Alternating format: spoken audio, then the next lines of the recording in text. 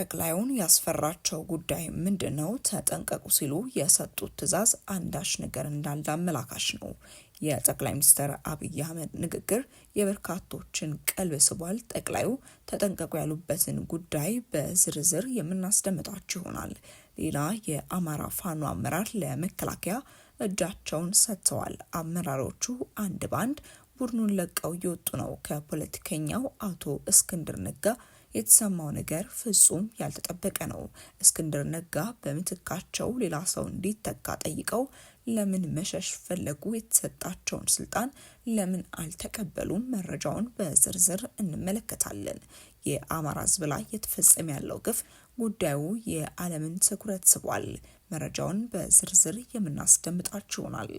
ሰላምና ጤና በያላችሁበት ሁሉ ይድረሳችሁ እያልን ለእሳቱ ያዝናቸውን ዝርዝር ጉዳዮችን እንመልከት።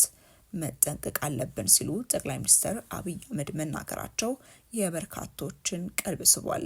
ጠቅላዩ ይህንን ነገር ለሁለተኛ ጊዜ በድጋሚ የተናገሩት ሲሆን በርካቶችም ይህ የጠቅላዩ ንግግር ቆም ብለው እንዲያስቡም አድርጓቸዋል። ምን እየመጣብን ይሆን? ጠቅላዩ በድጋሚ መጠንቀቅ አለብን የሚል መልእክትን ያስተላለፉት። መጠንቀቅ አለብን ሲሉ ጠቅላይ ሚኒስትር አብይ አህመድ ለባለስልጣኖች ማስጠንቀቂያን ሰጥተዋል።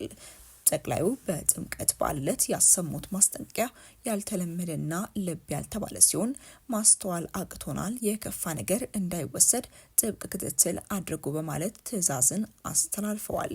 ጠቅላይ ሚኒስትር አብይ አህመድ ይህንን ማስጠንቀቂያ ያስተላለፉት በደቡብ ምዕራብ ኢትዮጵያ ክልል የደንቢ ኢኮሎጅ በተመረቀበት ወቅት ባደረጉት ንግግር ነው።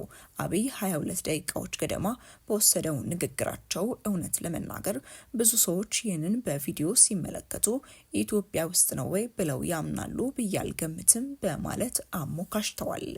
ኢትዮጵያ የቃል ኪዳን የተባረከች የተወደደች የተመረጠች ሀገር የሚባለው ውሸት አይደለም፣ እውነት ነው ያሉት ጠቅላዩ እኛንን ማስተዋል ማየት ያቃተን እንጂ ኢትዮጵያ ውስጥ የሌለ ውበት፣ ጸጋ፣ ሀብት የለም ሲሉ የሚመሯት ሀገር አላት ያላትን ሀብትም አወድሰዋል። ይሁንና ይህን ለማየት አይን መግለጽ እንደሚያስፈልግም አስምረውበታል። ካልሆነ ግን በአፈር የተደበቀ ወርቅ ማለት ነው በማለትም አስረድተዋል። የሎጁ መገንባትም ስፍራውን ለጉብኝት ለሚመጡ ምቹ ማረፊያ እንደሚሆንም ገልጸዋል። ጠቅላይ ሚኒስትር አብይ አህመድ በንግግራቸው ሌላኛው ያነሱት ጉዳይ ለአማን ሚዛን ሰዎች ጥንቃቄ እንዲያደርጉ ያሳሰቡበት መልእክት ነው። አብይ የአካባቢውን ሕዝብ ምክር እንደማያስፈልገው ቢያመለክቱም ሁለት ጉዳዮች ላይ ግን ጥንቃቄ እንዲያደርጉ አጽንኦት ሰጥተዋል። ኢትዮጵያ ውስጥ ጥንቃቄ ማድረግ አለብን በማለት ማሳሰቢያዎቹን የገለጹት ጠቅላዩ እነርሱም ወደ አካባቢው ለጉብኝት የሚመጡ ሰዎችን የተመለከቱም ናቸው።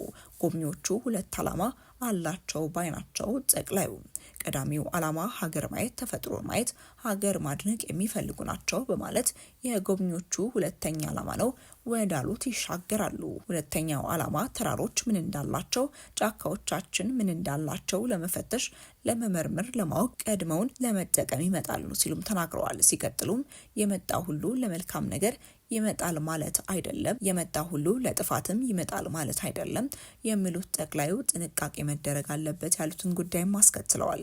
ነገር ግን በጥፋትም ይምጣ በመልካምም ሀሳብ የዚህ ህዝብ ተግባር መሆን ያለበት የመጣውን ከገባበት እስከሚወጣበት በቅርብ ርቀት ጥርሳችን ሳይከደን እየሳቅን እያስተናገድን የከፋ ነገር ደግሞ እንዳይወስዱ እየተከታተልን በሰላም ወደ ሀገራቸው እንዲሄዱ ማስቻል ይኖርብናል ሲሉም አሳስበዋል። የጠቅላዩ የማስጠንቀቂያ አንዳች ነገር ከውጭ ኃይሎች እየመጣ እንዳለ አመላካሽ ነው የሚሉ በርካታ ሀሳቦችም የተነሱበት ይገኛሉ።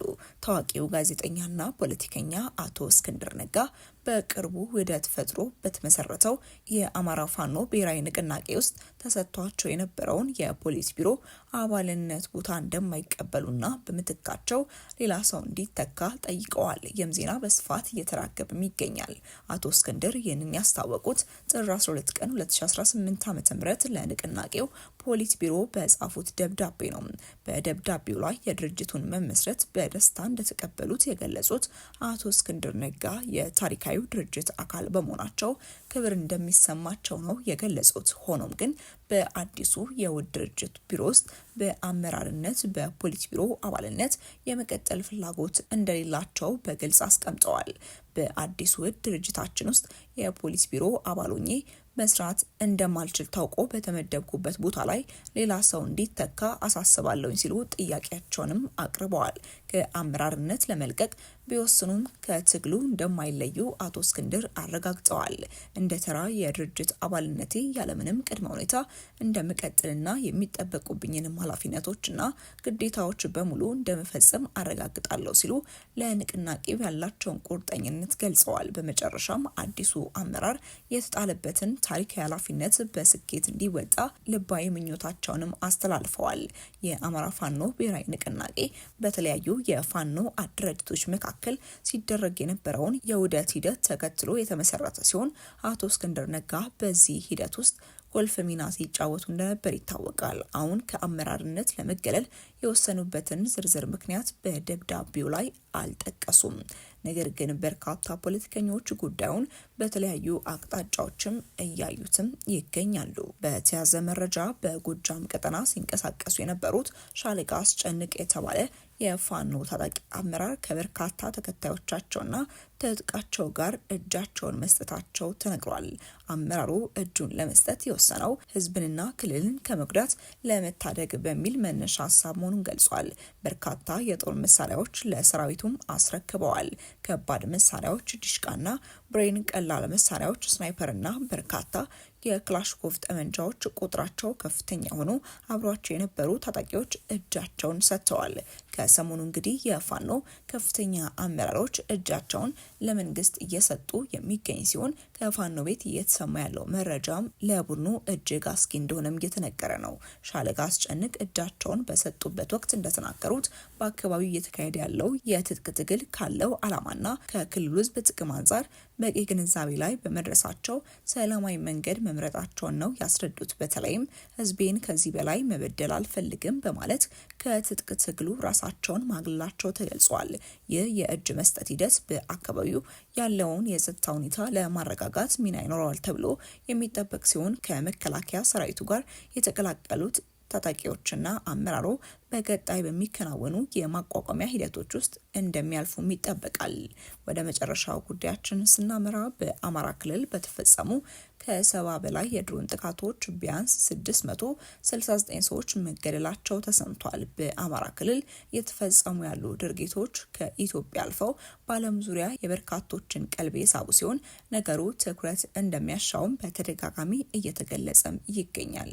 የኢትዮጵያ መንግስት ኃይሎች በአማራ ክልል ቁጥራቸው 40 የሚደርስ የራሳቸው ወገን የሆኑ ሚሊሻዎችን በድሮን ጥቃት መግደላቸውን አንድ ነርስና አንድ የአካባቢው ባለስልጣን ጠቅሶ የፈረንሳይ ዜና አገልግሎት ዘግቧል።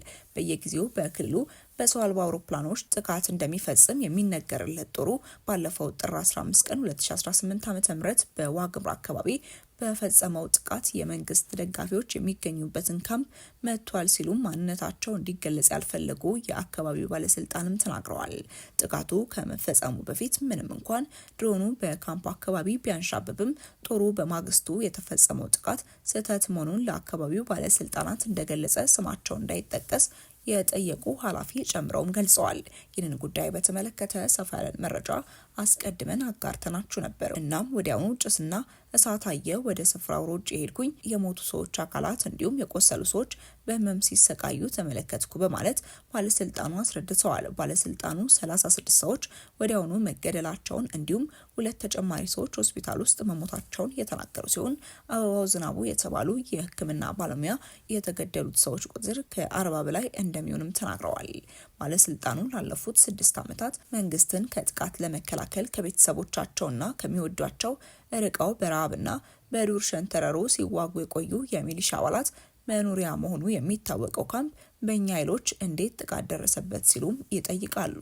አንድ የጦሩ ቃል አቀባይ ስለደረሰው ጥቃት ምንም መረጃ እንዳልደረሳቸው የገለጹ ሲሆን በአማራ ክልል የመንግስት የጸጥታ አስከባሪዎች እና የፋኖ ታጣቂዎች ከሚያዝያ 2015 ዓ.ም አንስቶ ውጊያ ውስጥ ቆይተዋል። በዓለም ዙሪያ የሚካሄዱ ግጭቶችን የሚመዘግበው አክሌድ የተሰኘ ገለልተኛ ተቋም ከጎርጎሮሳውያኑ 2023 ዓ.ም አንስቶ በአማራ ክልል በተፈጸሙ ከ70 በላይ የድሮን ጥቃቶች ቢያንስ 669 ሰዎች መገደላቸውን ነው ያስታወቀው። ውድ ተመልካቾቻችን ለእሳቱ የነበረን መረጃ ይህንን ይመስል ነበር። አብራችሁን ስለነበራችሁ እጅግ አድርገን እናመሰግናለን። በቀጣይ እስክንገናኝ ድረስ መልካም ቆይታ